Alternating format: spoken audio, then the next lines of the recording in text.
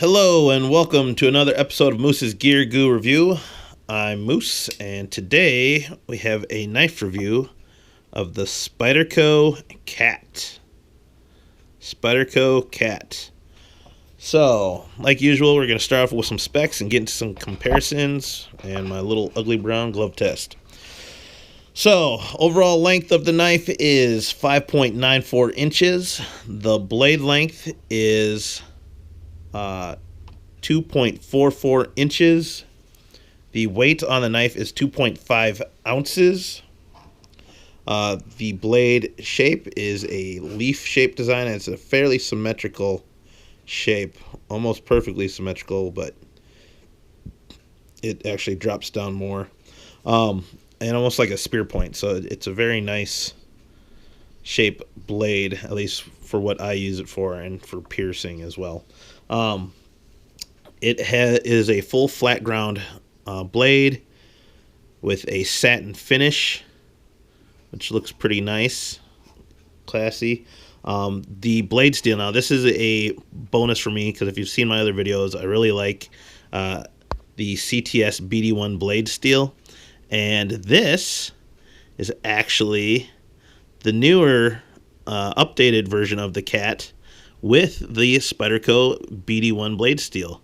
So before this version, there was a 440C version, which, you know, that's still a pretty good steel for the price, but they decided to upgrade it a little bit more with the BD1. And if you're not familiar with BD1 blade steel, it operates really similarly to a VG10.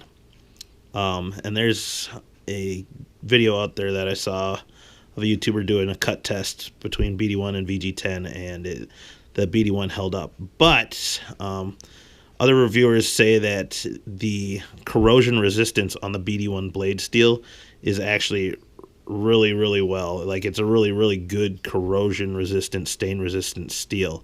So if you work in maybe more wet weather conditions or out on the ocean, this might be a better steel to look into compared to other knives, other stainless steels, because it does have good corrosion resistance, and it takes a really awesome edge. So pretty sweet. But I'm super pumped about that BD1 blade steel. It's my favorite. Easy to sharpen, holds a decent edge for a decent amount of time, gets really sharp, so awesome. It's a satin finish, like I said, a full flat grind, plain edge blade. Moving into the handle, it is a G10 handle, scales on both sides, just a plain black G10.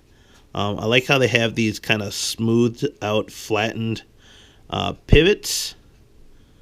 So it keeps it a very slim profile. You don't have any sort of hardware sticking out, which makes it really nice in pocket. It slips in really well. And the pivot pin here, it's kind of milled out, so it sits recessed into the handle. As you can see, it's a full open pillar construction. You just have your pivot pin, a stop pin, two pillar constructions, a tubed lanyard hole, and then this back pillar here, which is for the pocket clip. Now, quickly speaking on the lanyard hole, I have to say this is probably the smallest lanyard hole I've ever seen on a knife, to the point where either they should have gone bigger or they just shouldn't have put it on there at all. But, for those guys who like a lanyard, regardless, you'll just need a thinner cord. That being said, if you can see, it's also milled out in there, mostly on the one side of the liner. It has stainless steel liners, but it is milled out to help lighten the load, the weight.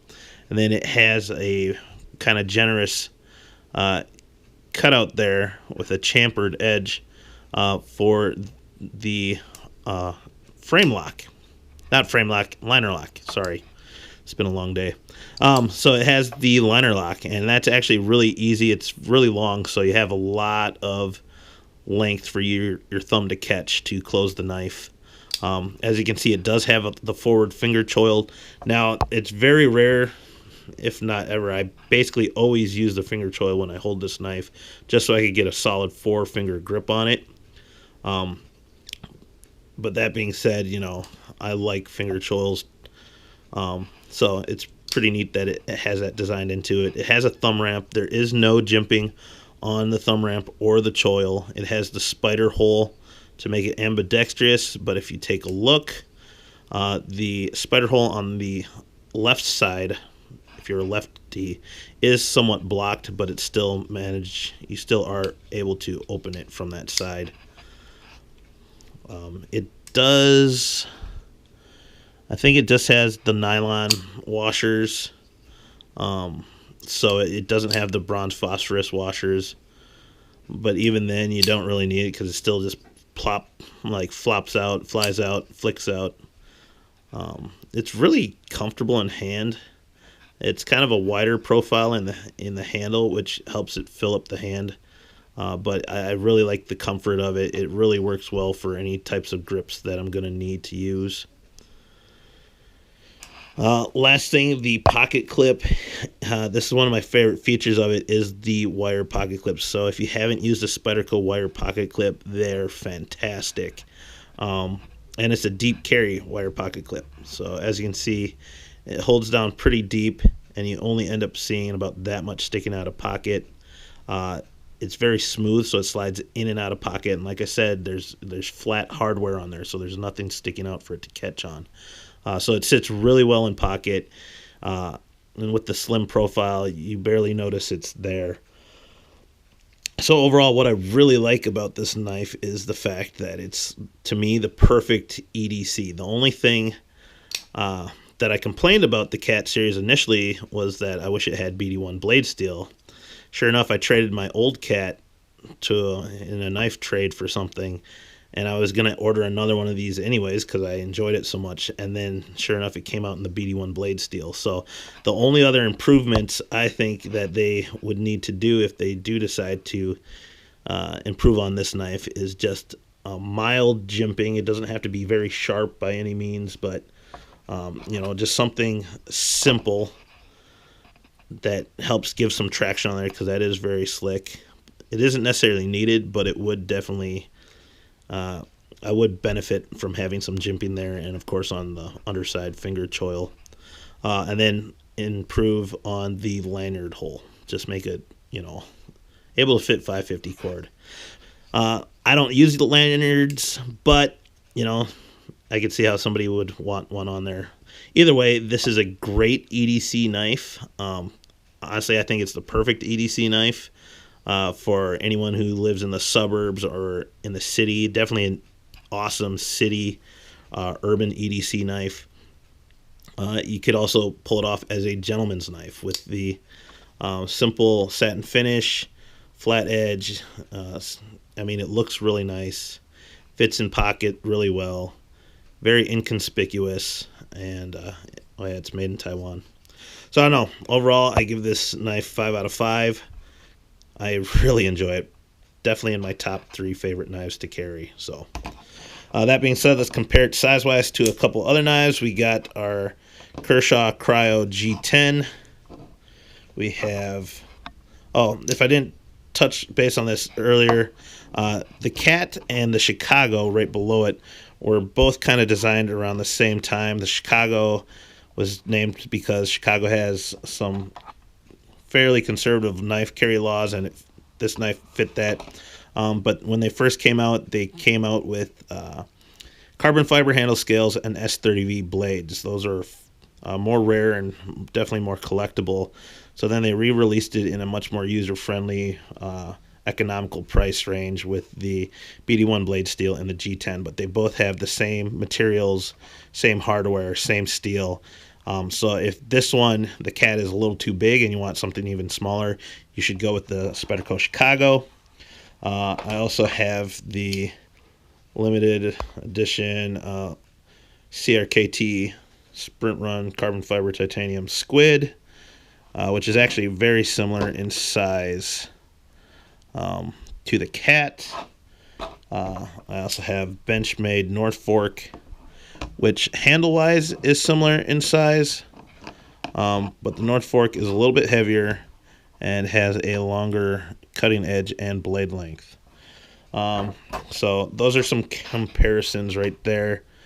We'll also look at the blade thickness real quick.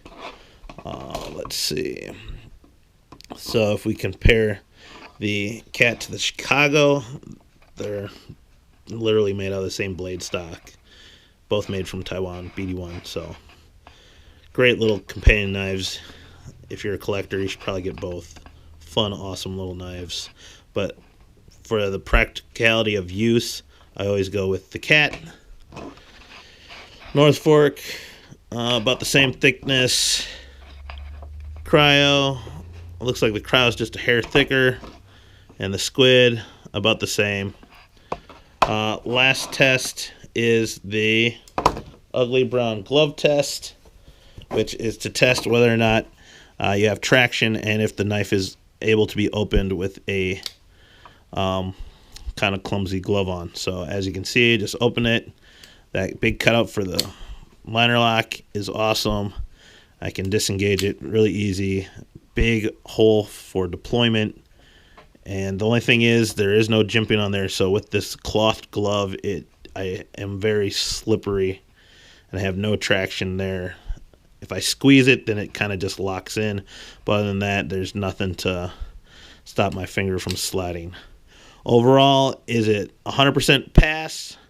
No, but I'd say it's a 99% pass because the G10 does hold it in hand, and those finger grooves on the choil makes it feel secure. So good job. Overall, it still passes the ugly brown glove test. That being said, check out this knife. It's the Spyderco Cat. It's under 50 bucks, I believe, on most knife sites, and it's awesome. Make sure you get the BD1 blade steel and check it out. Thank you for watching. This is Moose's Gear Guru review. Check out the eye in the upper hand corner for other links to videos. Subscribe, like, and comment. Thank you.